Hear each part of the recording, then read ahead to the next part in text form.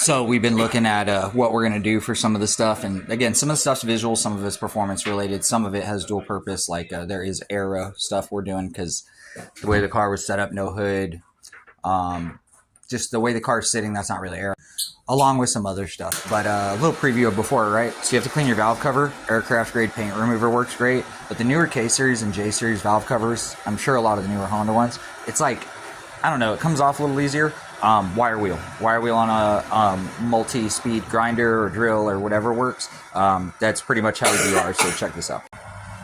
So prep valve cover, not fully. We got to get in the middle. But I got Dremel brushes, drill brushes, the angle grinder brushes, so big to small, and that helps knock all this out. This manifold, yeah. Harley's gonna paint it. This manifold's one of our eBay RBCs. This will end up turning into something else, basically get used for flanging. Out of both of our trans coolers, this is the one we're going to use. It's a 10AN oil cooler, same as the trans coolers, but from like you'll see from different kits. But this will turn into a kit. The cooler we will use may change. Some of the kit may change going into production units. But as far as right now, this has been come down to 6. We need to get a gauge sensor adapter to go online. I'm possibly thinking about welding the bung to the side for the coolant sensor. My bad. The temperature sensor, which is a GM repurposed coolant sensor. You know, with your aftermarket ECUs, you can use a OEM sensor sometimes. You can use a GM. I think Fiat or whatever, they have an option for that. There's another sensor type that's a main one, like Denso, Delphi, shit like that. This GM, Delphi or whatever, I'm guessing. But it would be, you know, you have your other type of pressure or sensor transistor type that are like they end right here. And they're pressure sensors, and they have a 3-wire plug.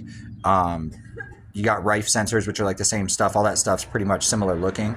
But the GM sensors work well. If we're doing just temperature, air from different areas or whatever, or ambient even, whatever, or temperature, this stuff works. Now pressure, I'll show you guys what we use for that next coming videos, because we are working on some stuff for development and R&D as far as measuring.